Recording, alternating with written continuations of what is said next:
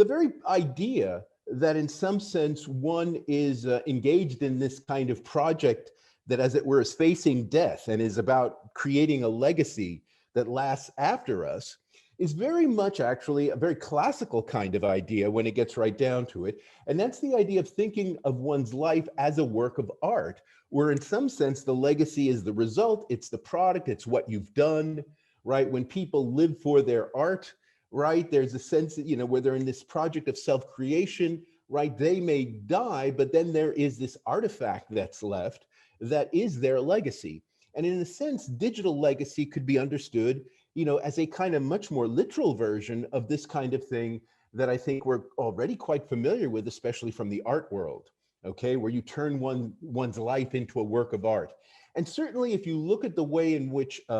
you know, people craft their web pages and the kind of self-presentation that you see that goes on in cyberspace, it's often incredibly time consuming and sophisticated, right? There is a sense in which you can kind of analyze that experience that people are doing, right, as the idea of turning one's life into a kind of work of art.